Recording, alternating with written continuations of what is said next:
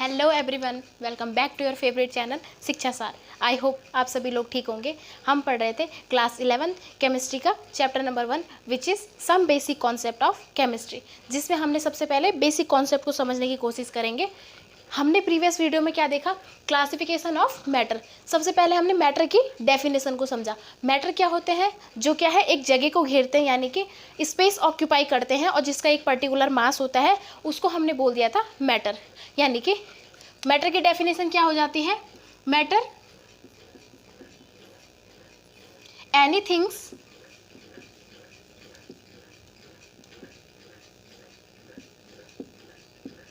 which have mass and occupy space, यानी कि जिसके पास एक पर्टिकुलर मास था और जो एक अपना जगह को घेर रहा था, उसको बोल दिया हमने मैटर। फिर उसके बाद में हमने मैटर के बाद में हमने क्लासिफिकेशन ऑफ मैटर को समझने की कोशिश करी। Classification of matter basically 2 types के होते हैं, फिजिकल क्लासिफिकेशन और केमिकल क्लासिफिकेशन। प्रीवियस वीडियो में हमने फिजिकल क्लासिफिकेशन और उसके जो सब क्लासिफिकेशन थे उनको डिटेल्स में समझा। बेसिकली जो हमारा मैटर होता है 2 टाइप से क्लासीफाइड होता है, फिजिकल क्लासिफिकेशन और केमिकल क्लासिफिकेशन। प्रीवियस वीडियो में हमने क्या समझा? फिजिकल क्लासिफिकेशन, जिसके 3 सब क्लासिफिकेशन थे। क्या थे?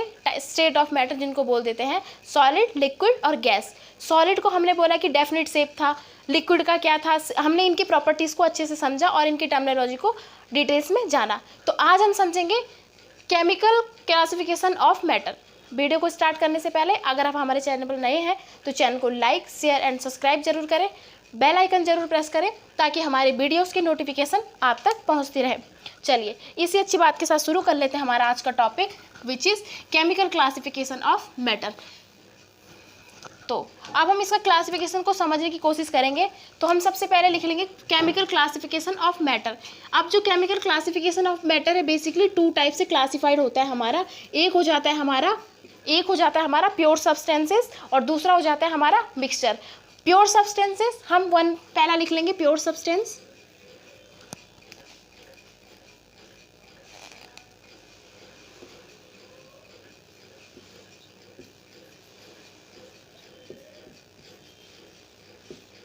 प्योर सब्सटेंस और सेकेंड इज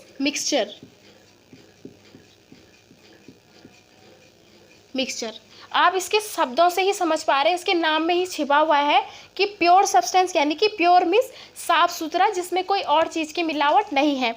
और अगर हम बात करें मिक्सचर की, तो मिक्सचर का मतलब क्या है? जिसमें कोई एक या एक से ज़्यादा कोई चीज़ों से जो मिलके बना हुआ, उसको हमने बोल दिया मिक्सचर। अब हम 1 बाय 1 करके इनको डिटेल्स में समझते हैं और ये कितने छोटी छोटी सब क्लासेस में बढ़ते हैं उनको भी समझेंगे। वीडियो को स्टार्ट करने से पहले अगर आप हमारे चैनल पर नए हैं तो चैनल को लाइक, शेयर एंड सब्सक्राइब जरूर करें, बेल आइकन जरूर प्रेस करें ताकि हमारी वीडियोस की नोटिफिकेशन आप तक पहुंचती रहे। चलिए इससे अच्छी बात के साथ शुरू कर लेते हैं हमारा आज का topic, which is classification of matter. Classification of matter 2 type से मैंने बता दिया, प्योर सब्सटेंसेस और मिक्सचर, राइट। अब प्योर सब्सटेंसेस को हम समझने की कोशिश करेंगे और इसकी जो सब क्लासेज हैं उनको डिटेल्स में जानेंगे। तो अगर हम केमिकल क्लासिफिकेशन की बात करें, आप इसको इस तरीके से लिख लेंगे,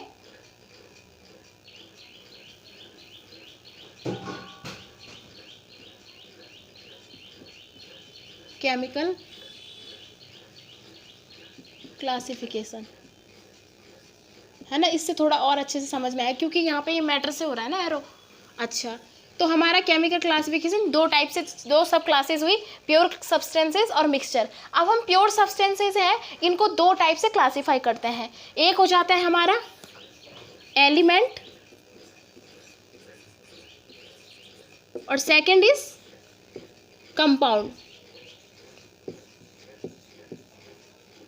राइट। पहला होता है हमारा एलिमेंट और सेकंड इज कंपाउंड। अब हमारी बात आती है कि जो हमारा मिक्सचर है वो भी हमारे 2 टाइप से, 2 सब क्लासों में डिवाइड होता है। तो मिक्सचर को हम 2 टाइप से हमारे पास हमें देखने को मिलेंगे। एक हो जाता है हमारा होमोजीनियस मिक्सचर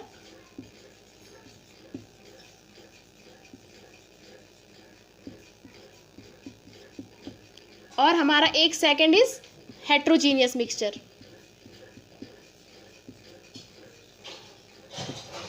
हेट्रोजीनियस शॉर्ट में लिख दिया मैंने मिक्सचर। अच्छा, तो आपको ये बात अच्छे से समझ में आएगी। वैसे मैंने जब पहला लेक्चर इसमें दिया था तो उसमें भी ये टेबल बनी हुई है, लेकिन मैंने कहा एक बार दोबारा से रिवाइज अच्छा रहेगा। अच्छा, अब आपने ये दो चीज़ समझ ली कि केमिकल क्लासिफिकेशन को हम दो सब क्लासों में डिवाइड कर रहे हैं। एक है हमारा pure substances, second is mixture. अब हम बात करते हैं एलिमेंट के ऊपर और कंपाउंड के ऊपर वन बाय वन करके। आज की वीडियो में हम एलिमेंट और कंपाउंड को डिटेल्स में समझेंगे, होमोजीनियस और हेट्रोजीनियस मिक्सचर को हम नेक्स्ट लेक्चर में समझेंगे। राइट, चलिए स्टार्ट करें। एलिमेंट क्या होते हैं हमारे, सबसे पहले हम एलिमेंट को समझ लेते हैं। एलिमेंट आपने पीरियोडिक टेबल पढ़ी होगी, उसमें क्या है, hydrogen, helium, lithium, beryllium, boron, carbon, nitrogen, oxygen, fluorine, neon, sodium, है ना, magnesium, aluminium, silicon, phosphorus, sulphur, chlorine, organ, potassium, calcium. तो ये 1 से 20 तक मैंने क्या लिखे हुए हैं, ये हमारे एलिमेंट हो जाते हैं जो हमारे पीरियोडिक टेबल में है। पीरियोडिक टेबल में जितना भी आपको सब कुछ दिखाई दे रहा है वो हमारे सारे क्या कहलाएंगे, एलिमेंट कहलाएंगे। कुछ एलिमेंट्स के एग्जाम्पल मैंने आपको यहाँ पर दिए हैं, थोड़ा सा आपको अच्छे से समझने के लिए, ठीक है। अच्छा, तो ये हमारे हो जाते हैं एलिमेंट्स। यानी कि अब हम बात करते हैं कि जो सपोज हमने इसमें से एक ले लो, कोई सा भी ले लो, सपोज आपने नियॉन ले लिया, ठीक है, ये हमारा नियॉन बन गया, ठीक है। अब अगर हम नियॉन एलिमेंट्स की बात करें तो जो नियॉन एलिमेंट्स है हमारा, उसके अंदर का जितने भी कंस्टिट्यूएंट पार्टिकल होंगे वो सारे नियॉन के ही होंगे, छोटे छोटे। यानी कि कोई दूसरा एलिमेंट या कुछ भी सब्सटेंस कुछ उसमें नहीं मिक्सचर होगा। यानी कि अगर हम इसके अंदर की बात करें तो छोटे छोटे यहाँ पर Ne इस तरीके से हमारा नियॉन बना होगा। यानी कि जो इसके छोटे छोटे कॉन्स्टिट्यूएंट पार्टिकल्स हैं एलिमेंट की फॉर्म में हम इनको बोल देते हैं एटम्स। तो इनको क्या है, ये जितने भी एटम्स छोटे छोटे मिलके हमारा एलिमेंट बनता है ये Ne यानी कि नियॉन से ही बना होगा। वैसे ही जितने सारे यहाँ पर जितने भी एलिमेंट्स मैंने यहाँ पर लिखे हुए हैं इनकी भी बात करें तो ये सेम टाइप ऑफ एटम्स से यानी कि same type of constituent particle से मिलकर के बने होते हैं, उनको बोल देते हैं हम एलिमेंट्स। आई होप आपको ये बात अच्छे से क्लियर हुई होगी। अब हम समझते हैं कंपाउंड को।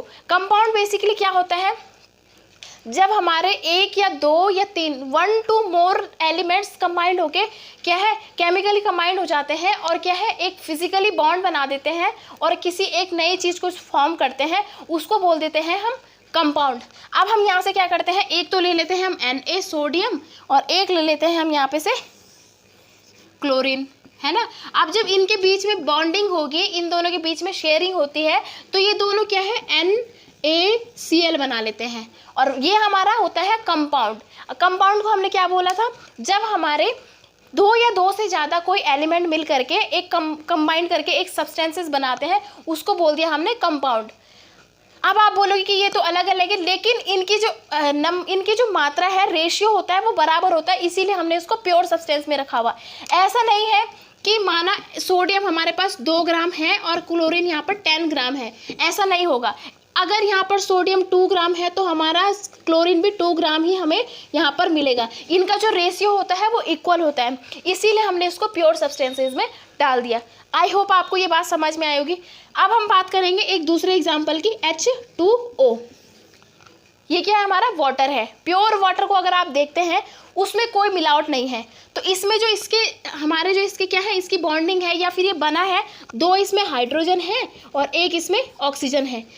तो अगर हमारे पास कोई गिलास है और उसमें हमारे पास भरा है पानी, ठीक है, तो अगर इसमें पानी है पूरा यहाँ तक भरा हुआ तो इसमें जो हमारी बॉन्डिंग होगी वो क्या, HOH HOH HOH। इस तरीके से जो हमारे वाटर के मॉलिक्यूल्स हैं एक दूसरे से जुड़े होंगे। कहीं पर ऐसा नहीं होगा कि 2HOH, इस तरीके से कहीं नहीं होगा, HOH की फॉर्म में, यानी कि रेशो समान है और हमारा तभी हमारा वाटर फॉर्म हुआ है। आई होप आपको ये बात समझ में आई होगी। अब हम बात करते हैं होमोजीनियस मिक्सचर की। होमोजीनियस मिक्सचर में आप बात कर लेंगे ऐसा मिक्सचर जिसमें क्या है, जो होमो है यानी कि सेम टाइम है, उसकी सतह समान रूप से है। होमोजीनियस और हेट्रोजीनियस को हम असमान। जैसे कि आप एग्जांपल लेंगे शुगर सॉल्यूशन, एग्जांपल लो, सीधे एग्जांपल से समझने की कोशिश करेंगे। शुगर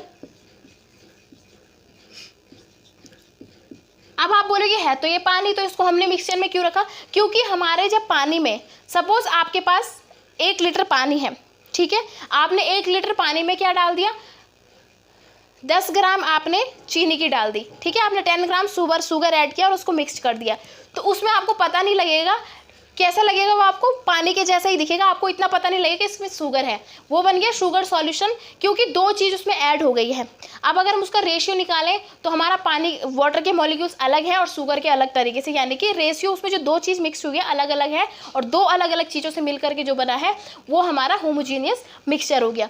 अब हम बात करते हैं हेट्रोजीनियस मिक्सचर की। हेट्रोजीनियस मिक्सचर यानी कि ऐसे मिक्सचर जिसमें क्या है, एक समानता समान रूप से नहीं पाया जाता है, असमानता होगी। जैसे आप ले लो sand solution, sand plus water को मिला दो, आप 1 गिलास पानी में मिट्टी यानी कि रेत जिसको बोलते हैं उसको डाल दो, तो आप उसको डिसॉल्व करोगे, पानी का कलर तो थोड़ा चेंज होगा, मटमीला जिसे बोलते हैं, ब्राउन इस कलर हो जाएगा, लेकिन जो रेत है एक टाइम में जब आप उसको छोड़ दोगे तो उसको एक टाइम बाद वो जो हमारी रेत है वो क्या है, पानी के ग्लास की सतह पे यानी कि नीचे आ जाएगी, बॉटम में आ जाएगी, तो उसको हमने बोल दिया हेट्रोजीनियस मिक्सचर। और होमोजीनियस में हम उसमें से चीनी को अलग नहीं कर सकते हैं, इसीलिए हमने क्या बोला कि होमोजीनियस में सेम है समान रूप से और ये है असमान रूप से। तो आप इसका एग्जाम्पल ले सकते हो शुगर सॉल्यूशन और हेट्रोजीनियस का सैंड वाटर का जो हमारा मिक्सचर होता है। आई होप आपको ये सारी बात समझ में आई होगी, तो आप इसको नोट करेंगे, स्क्रीनशॉट लेंगे जो आपको सही लगता है। फिर हम आगे बात करते हैं एलिमेंट्स और कंपाउंड के ऊपर।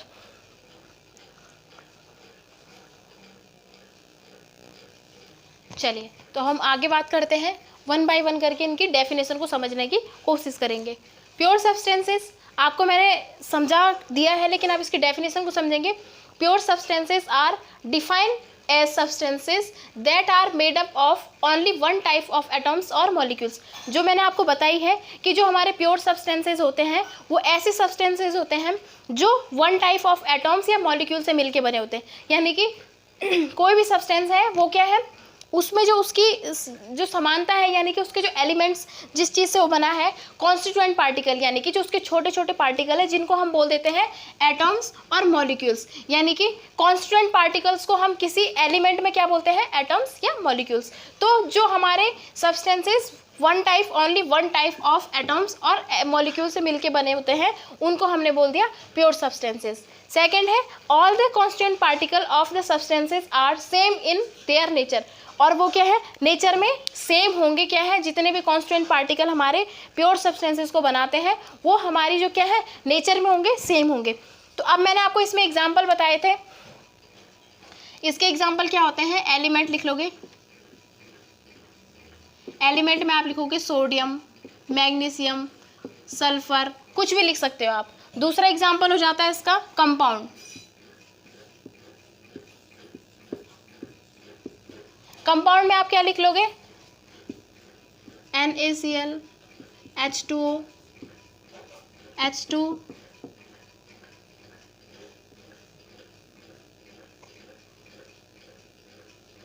NH3 ammonia. अच्छा, तो ये हो जाते हैं हमारे इसके एग्जाम्पल, इसको अंडरलाइन कर देंगे। अच्छा, अब हम बात करते हैं जो हमारे प्योर सब्सटेंसेस है। क्लासिफिकेशन ऑफ मैटर में जो केमिकल क्लासिफिकेशन था उसमें पहला था प्योर सब्सटेंसेस और दूसरा था मिक्सचर। प्योर सब्सटेंसेस को हम 2 सब क्लासेस में बांट रहे थे, एक था एलिमेंट और सेकंड इज कंपाउंड। एलिमेंट देखो क्या होता है, element constitute the simplest chemical substances in which all the atoms are exactly in same, यानी कि केमिकल जो हमारे एलिमेंट है उसमें क्या है, जो हमारे एटम्स होंगे वो सेम होंगे, साफ साफ लिखा हुआ है कि एटम्स आर एग्जैक्टली सेम, इसमें कुछ भी अलग नहीं होगा, सारे एलिमेंट आएंगे। आपने पीरियोडिक टेबल देखी है, पीरियोडिक टेबल में आपको जितने भी एलिमेंट्स देखने को मिलते हैं वो सारे हमारे इसके अंदर आ जाएंगे और वो सेम टाइप्स ऑफ एलिमेंट से बने हैं। यानी कि अगर हम सोडियम की बात कर रहे थे तो हमारे इस गोले के अंदर सोडियम के छोटे छोटे कॉन्स्टिट्यूएंट पार्टिकल यानी कि जिनको हम एटम्स बोल दें, इसके अंदर क्या है, एटम्स होंगे लेकिन सोडियम के ही होंगे, किसी और एलिमेंट्स के एटम्स इसके अंदर नहीं एंटर कर सकते, तो इसी को हमने बोल दिया एलिमेंट्स। आई होप आपको ये बात अच्छे से क्लियर हुई होगी। फिर हम बात करते हैं कंपाउंड की। कंपाउंड क्या है, compound are chemical substances made up of 2 और more element that are combined together in a fix ratio. मैंने आपको बताया है कि क्या है कंपाउंड, क्या है हमारे ऐसे एलिमेंट्स, ऐसे सब्सटेंसेस है जो 2 एलिमेंट से जॉइंट होकर के मिल के बने होते हैं। इसमें एक एलिमेंट नहीं होगा, 2 एलिमेंट दोनों क्या होंगे, कंबाइंड होंगे, और कंबाइंड होके एक ये बॉन्ड बना देते हैं, और बॉन्ड बनाने के बाद ये कहलाते हैं कंपाउंड। लेकिन जो ये दोनों के बीच में बॉन्ड बनता है, इनकी जो दोनों की क्वांटिटी होती है, मात्रा होती है, जो भी होंगे इनका फिक्स रेशियो होगा। यानी कि अगर हमारे पास कोई एग्जाम्पल लेंगे,